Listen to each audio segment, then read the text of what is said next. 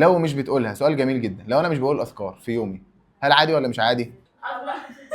الخبز ولا الخبز؟ الخبز والخبائث. ياسين خدوا من تعالى، ايدي، ياسين تعالى. خدوا من ايدي، روح معايا، روح مع محمد، اخوك محمد اهو. ما تخافش. طب استنى اديك شوكولاته واطلع ماشي. اديك شوكولاته. ايه؟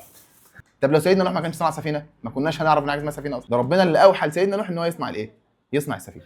الحمد لله والصلاه والسلام على رسول الله سيدنا محمد صلى الله عليه وسلم. درسنا النهارده عن ايه يا شباب ان شاء الله باذن الله؟ اولا قبل ما نبدا الدرس نفتكر ان المجلس بتاعنا ده بيحف الملائكه من كل حته ماشي، ويفضلوا يعلون ويعلون لحد ما يوصلوا لحد السماء، وربنا سبحانه وتعالى يقول للملائكه ماذا وجدتم عبادي بيعملوا ايه؟ فالملائكه يقولوا ايه؟ وجدناهم يسبحونك ويمجدونك ويشكرونك ويسبحونك ويذكرونك وهكذا، يعني بيذكروك يا رب وبيشكروك وبيحمدوك وبيتكلموا عنك يا رب. تمام؟ ايوه بيتكلموا عليك. فربنا سبحانه وتعالى يقول اشهدكم اني قد غفرت له، اشهدكم اني قد غفرت له. ان شاء الله في المجلس ده لما بنطلع منه ربنا سبحانه وتعالى ممكن يغفر لنا كل سيئاتنا اللي احنا عملناها كلها. الحاجه الثانيه برضو اللي نتذكرها قبل ما نبدا هي ايه؟ الملائكه، وربنا سبحانه وتعالى بيحفنا بعد ما الملائكه بتحفنا بتنزل علينا الرحمه ماشي، وسكينه وطمانينه ووقار، وكل ده من عند ربنا سبحانه وتعالى عشان خاطر احنا بنذكر ربنا. طيب عايز اقول حاجه برضو ما قلتهاش قبل كده، ربنا سبحانه وتعالى الملائكه اللي بتحف المجلس بتاعنا ده بتبقى اصلا اسمها ملائكه سياحون. يعني ايه ملائكه سياحون؟ يعني بيسيحوا في الارض، عمالين يلفوا في الارض، لما يلاقوا حته فيها مجلس ذكر يروحوا ايه؟ يقولوا خلاص احنا عرفنا المكان اللي هنقعد فيه فين، ويروحوا على مجلس الذكر ده. فالملائكه دي اصلا دي وظيفتها في الحياه، ربنا خلق الملائكه عشان كده، ده بعض من الملائكه ربنا خلقه عشان كده، بيشوفوا مجالس الذكر فين ويروحوا يقعدوا يسمعوا الايه؟ الدروس. تمام؟ فاحنا عايزين نبقى قاعدين كده مستشعرين ان في ملائكه قاعده معانا بتسمع الايه؟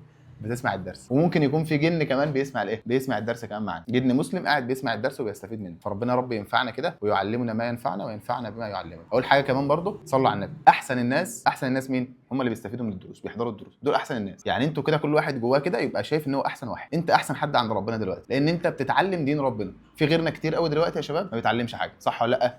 ممكن يكون في واحد دلوقتي نايم، صح؟ واحد دلوقتي بيلعب، واحد دلوقتي بيذاكر مثلا، ودي حاجه كويسه برضه، بيذاكر في دروس، بيعمل اي حاجه تانية، ولكن فكره ان انت قاعد في درس بتتعلم وبتستفيد وبتتعلم دينك دي اعظم حاجه. الحديث اللي احنا عندنا على الحيطه هنا تحت اهو، من يريد الله به خيرا يفقهه في الدين، من يريد الله به خيرا يفقهه في الدين، يعني يعلمه الدين. ومن لم يريد الله به خيرا لم يفقهه في الدين. فاللي ما عندوش علم بالدين، ما عندوش احاديث ولا ايات ولا يعرف حاجه في الدين، فده ربنا سبحانه وتعالى ايه؟ لا يريد به خير. صلوا على النبي عليه افضل الصلاه والسلام. وانا صراحه كنت محضر درس النهارده دي، ولكن حضرت حاجه ثانيه غيره، يعني الثاني ده هيبقى المره الجايه ان شاء الله، وهو شكل النبي عليه الصلاه والسلام. هيبقى ان شاء الله المره الجايه هنتكلم عن شكل النبي، جسد النبي، شعره، كل حاجه عن النبي، خلق النبي كله هنتكلم عنه ان شاء الله المره الجايه، شكله يعني. لكن النهارده ان شاء الله انا محضر بعض الاذكار هنتكلم عنها، ما اتكلمناش عنها قبل كده، ونبقى النهارده ان شاء الله خلصنا الاذكار بتاعه الكتاب ده. ربنا سبحانه وتعالى بيقول على لسان سيدنا محمد صلى الله عليه وسلم، ربنا بيقول ايه؟ انا مع عبدي ما ذكرني وتحركت بي شفتاه. تاني، انا مع عبدي ما ذكرني وتحركت بي شفتاه. يعني انت لما تذكر ربنا سبحانه وتعالى، والحاجات اللي احنا هنقولها دلوقتي او انتوا هتقولها دلوقتي، كل واحد كده يرفع ايده ويقولها. الاذكار دي لما انت تقولها وانت بتعمل الحاجه اللي انت هتعملها دي، ربنا سبحانه وتعالى بيكون معاك. يعني ربنا بيكون معايا، يعني ربنا بييسر لي الحاجه اللي بعملها دي، ربنا بيسهل لي الحاجه اللي بعملها دي. تخيل بقى ربنا معاك في كل حاجه بتعملها. فوظيفه الاذكار الرئيسيه هي ايه؟ هي ان ربنا يكون معاك. يعني ايه اذكار؟ ليه بقول الاذكار؟ بستعين بربنا في الحاجه اللي انا بعملها دي. علشان كده عندنا ذكر وانا داخل الايه؟ الخلاء اللي هو الحمام، عندنا ذكر وانا داخل البيت وانا خارج من البيت، وانا نازل على السلم في ذكر، وانا طالع على السلم في ذكر، وانا بركب مواصلات في ذكر، وانا مسافر بقى في ذكر بقوله. كل الاذكار دي كلها وظيفتها ايه؟ وظيفتها انها تحفظك من اي سوء ومن اي شر، ان ربنا سبحانه وتعالى يكون معاك. صليتوا على النبي؟ هنراجع الاذكار القديمه اللي احنا قلناها قبل كده، كل واحد ايه؟ هسال واللي عارف يرفع ايده يقول الذكر، ونخش على الذكر اللي بعده هكذا. اول ذكر لما اجي ابدا اي حاجه بعملها، انا هبدا اعمل اي حاجه اقول ايه؟ عايز واحد يرفع ايده كده، قول يا مهندس. بسم الله. احسنت. الذكر الثاني، انا عيني فتحت عيني وخلاص صحيت من النوم، اول ما افتح عيني من النوم اقول ايه في ذكر؟ اول واحد يا شيخ رفعت ايده والله. طب قول يا عمر. الحمد لله. ها كم ثواني هيكمل الذكر، هو هيكمله. الحمد لله، الحمد لله الذي احياني بعد ما امتني، واليه النشور. قولوا كده يا محمد تاني. الحمد لله الذي احيانا بعد ما ماتني واليه النشور. الحمد لله الذي احياني بعد ما اماتني واليه النشور. ده اول ما فتح عيني من النوم. تمام. انا هنام دلوقتي، عند النوم في ذكر بنقوله، اللي عارفه يرفع ايده، او في اذكار بنقولها، اللي عارف حاجه منها يرفع ايده يقولها. ها قول كده يا مؤمن. باسمك صح، باسمك ربي وضعت جنبي وبك ارفعه. كمله. ان امسكت نفسي فارحمها وان ارسلتها بما تحفظ به عبادك الصالحين. صح. قبل النوم برضه قبل النوم قول 3 سور اللي هم الاخلاص والفلق. صح، قلنا المره اللي فاتت الاخلاص والفلق والناس، كل واحد 3 مرات. بارك الله فيك. وايه الكرسي. جزاك الله خيرا. ايه كمان؟ باسمك اللهم اموت واحيا. احسنت. في كمان اللهم قني عذابك يوم تبعث عبادك. صح، سوره الملك كمان، جزاك الله خير يا شباب. اللي بيقرا صح، مين اللي قالها؟ جزاك الله خير. اللي بيقرا سوره الملك قبل النوم ربنا سبحانه وتعالى بيحميه من عذاب القبر. مش كل اللي هيدخل القبر هينعم فيه، في ناس هتعذب وفي ناس ايه؟ هتنعم. سوره الملك من 3 ل 5 دقائق، ما تاخدش اكتر من كده. طيب نخش على الذكر اللي بعده. يلا، مع دخول الخلاء والخروج من الخلاء بنقول ذكر. ها سهل سهل. مين اللي ما قالش لسه؟ مين اللي ما قالش؟ لا انت قلت. قول يا مهند كده. ها مهند هيقول اهو، خلاص هخليك تقول بالراحه. تاني وانا داخل بقول ايه؟ الخبز ولا الخبز؟ الخبز والخبائث. وانصار غفران. قول يا احمد كده يعني ايه الخبز والخبائث؟ احمد بس اللي هيقول. الخبز والخبائث يعني الشياطين. صح، ذكور واناث الشياطين. ذكور واناث الشياطين. ماشي. دعاء الثوب حد عارفه؟ دعاء اللبس وانا بلبس هدومي. انا اول واحد رفع، اول واحد رفع. قول يا محمد. الحمد لله الذي كساني هذا ورزقني من غير حول مني ولا قوه. احسنت. عند خلع الثوب بقول الحمد لله. لا. عند خلع الثياب بقول ايه؟ عند خلع الثياب بنقول بسم الله. عند الطعام لما اجي اكل اقول ايه؟ سهله دي، بسم الله. بسم الله. لما اخلص اكل بقول الحمد لله. الحمد لله الذي اطعمني هذا ورزقني ولا حول لي ولا قوه. من غير حول مني ولا قوه. احسنت. طيب صلوا على النبي. لو نسيت وانا باكل سهله، بسم الله ايه؟ اولي واخره. بسم الله ولا اخره. ماشي. شايفين انتم ملاحظين ان احنا ايه؟ كل الحاجات دي حاجات احنا بنعملها كل يوم، كل يوم بناكل، بنصحى من النوم، كلها حاجات يوميه. ايه؟ الحاجات دي لو مش بقولها، الحاجات دي لو مش بقولها عادي، مش هتاخد سيئات عليه. فعلا اول مره تسال سؤال مهم كده. لو انا ما نسيت الاذكار وما بقولهاش عادي، ما بتاخدش عليها حاجه، ولكن لو قلتها ربنا بيكون معاك وبتاخد حسنات. تمام. نخش على الذكر اللي بعده. قلنا برضو عند الخروج من المنزل بنقول ايه؟ حد يقول كده؟ قول يا محمد. بسم الله. كمل بقى بقيت لسه في شويه كمان. انا عارف يا شيخ شويه دول والله. اول واحد رافع ايدي. قول يا عمر. اللهم اني اعوذ بك ان اضل او اضل او اذل او ازل او ازل او اظلم او اظلم او اظلم او اظلم او اجهل او يجهل علي. او يجهل علي. احسنت. ده بقيه الايه؟ بقيه الدعاء. تمام. طيب عند دخول المنزل ما قلناهوش هنقول بقى النهارده. عند دخول المنزل لو انا داخل البيت بقول ايه؟ السلام عليكم.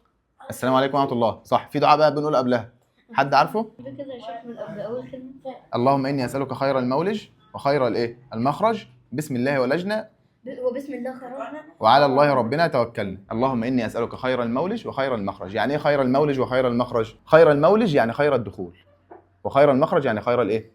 الخروج. يبقى انا بقول اللهم اني اسالك، قولوا معايا كده، اللهم اني اسالك خير المولج وخير المخرج. بسم الله ولجنا وبسم الله خرجنا وعلى الله ربنا توكلنا. تاني نخش على اللي بعده. دعاء المواصلات. دعاء المواصلات انتوا حافظينه ولكن هنقوله برضه. المواصلات ديت زي ايه مثلا؟ زي انت ركبت تاكسي، ركبت توك توك، ركبت اي مواصلات هتركبها، هتقول الدعاء ده. مين ده؟ سيبه. تعال اطلع بس شايل الشبشب بتاعك بره. رايح فين بس؟ طيب هتقعد معانا؟ طب كلم ماما عايزاك. ماما عايزاك بره. تعالى كلم ماما. ايه؟ خش انت ومهند. ياسين كلم ياسين ده عايزك بره. تعالى يا ياسين عايزينك بره. ايوه طب يلا يا ياسين تعال. يلا عشان في حاجه. ماما عايزاك بره. ماما عايزاك. ياسين خد يا محمد. خد تعالى يا ياسين. ياسين خده من تعالى يا ايدك. ياسين. خده من ايدك. روح معايا مع محمد. اخوك محمد اهو. ما تخافش. طب استنى اديك شوكولاتايه واطلع ماشي. اديك شوكولاته. ايه شوكولاتايه. ايه يلا روح بقى مع محمد بقى. روح مع محمد لا بقى. ما عملتش حاجه. لا روح معاه. لا يلا ما بحبهاش. يلا روح معاه بقى. يلا روح معاه. روح مع محمد.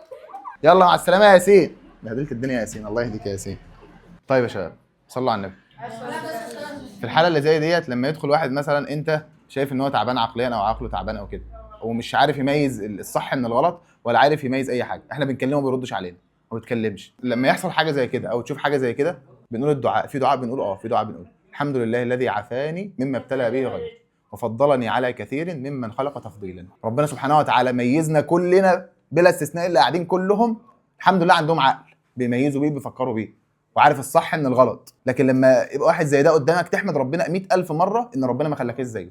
تخيل لو انت كنت زيه دلوقتي هيبقى وضعك عامل ازاي؟ فتحمد ربنا بدل ما تتريق عليه وتضحك عليه، تحمد ربنا 100 مره ان ربنا ما خلقكش كده. تقول اللهم لك الحمد يا رب وربنا سبحانه وتعالى ليه حكمه في كده. فكره ان هو تعبان عقليا او هو مريض او كده، ربنا سبحانه وتعالى ليه حكمه. الموضوع مش عبثه، ليه حكمه. كان ممكن لا قدر الله، احنا بنتكلم في الحكمه لكن ما نعرفش، كان ممكن مثلا لو كان يرحمكم الله كان مثلا عقله سليم زينا كده، كان ممكن يبقى ضل، كان يبقى ممكن مفسد في الارض، كان ممكن يبقى هيدخل النار، كان ممكن هيعمل حاجات كتير صعبه، كان ممكن يتعب مامته اكتر من كده مثلا.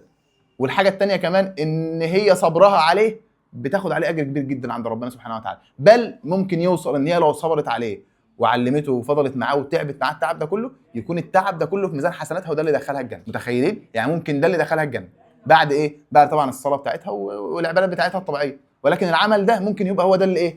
هي ده اللي يدخل بيه الجنه، ويبقى ربنا وهبها الطفل ده عشان ايه؟ عشان تدخل الجنه. تمام؟ فانا لما اشوف حاجه زي كده يا شباب، لما اشوف حاجه زي كده احمد ربنا سبحانه وتعالى، اللهم لك الحمد، الحمد لله الذي ايه؟ الحمد لله الذي ايه؟ عافاني مما ابتلى به غيري، الحمد لله الذي عافاني مما ابتلى به غيري وفضلني على كثير ممن خلق تفضيل. احمد ربنا سبحانه وتعالى ان ربنا خلقك بعقل سليم. اقول لك تعالى بتيجي، روح بتروح، روح بتروح، فاهم؟ تستجيب. في ناس مش عارفه تستجيب، ودينا شفنا قدامنا اهو مش راضي يطلع، بنطلعه مش راضي، طفي النور هيطلع، خاف يعني من الضلمه فطلع. متخيلين؟ تخيل ربنا خلقك كده كان زي وضعك عامل ازاي؟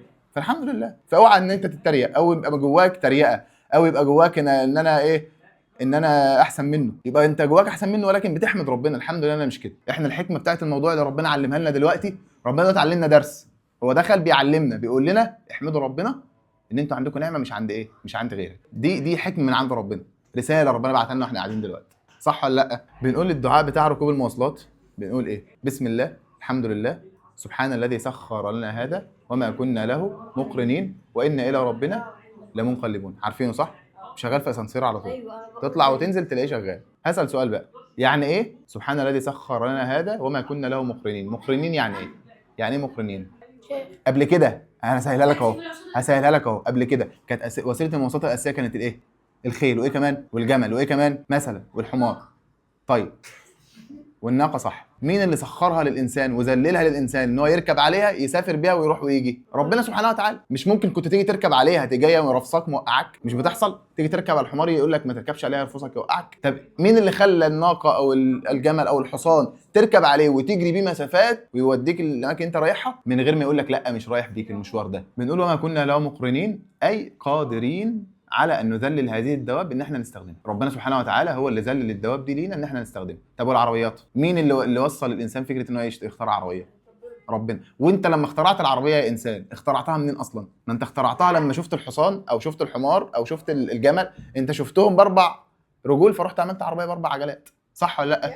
ايوه. هم جابوها منين؟ الطياره اتخلقت ازاي او صنعوها ازاي؟ شافوا العصافير، شافوا الحمام، الحاجات اللي بتطير، الكائنات اللي ربنا خلقها، فمنها اخترعوا الايه؟ الطياره. ولكن لو ما فيش الحيوانات دي، ما فيش الطيور دي، كانوا يعرفوا يخترعوا طياره؟ هم مستحيل كانوا يوصلوا لها. يعرفوها منين؟ مش هيعرفوا اصلا في حاجه ممكن تطير في الهواء وما كانش هيوصل لهم دي. فالعربيه نفس الكلام، هو الانسان وصل للعربيه منين؟ ما هو من الجمل او من الحصان او من الحمار. شافوا الكائنات دي وبداوا يعملوا حاجات زيها، او مستحيل تبقى زيها طبعا. يعني ليه مستحيل تبقى العربيه زي الجمل او زي الحصان او الحمار؟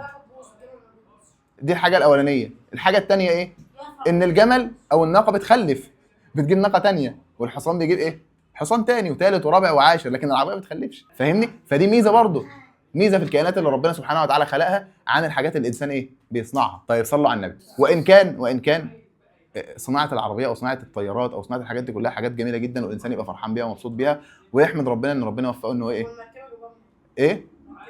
لا ده المركبه ربنا سبحانه وتعالى هو اللي ايه؟ هو اللي اوحى لسيدنا نوح ان هو يصنعها. من اول من خلق السفينه او صنع السفينه؟ بلاش خلق دي، من اول من صنع السفينه؟ سيدنا نوح عليه السلام. طب لو سيدنا نوح ما كانش صنع سفينه ما كناش هنعرف ان حاجه اسمها سفينه اصلا. ده ربنا اللي اوحى لسيدنا نوح ان هو يصنع الايه؟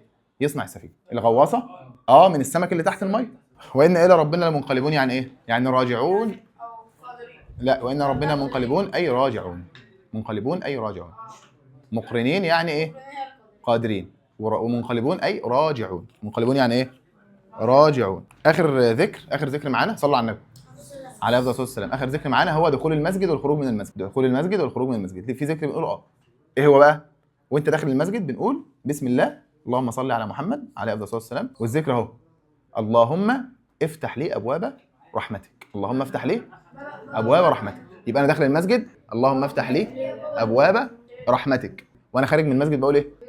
ايوه داخل المسجد بدخل برجل اليمين وانا طالع بطلع بالشمال. هو الخروج من اي حاجه بيبقى بتطلع بالشمال. السنه انك بتدخل باليمين وتطلع بالشمال.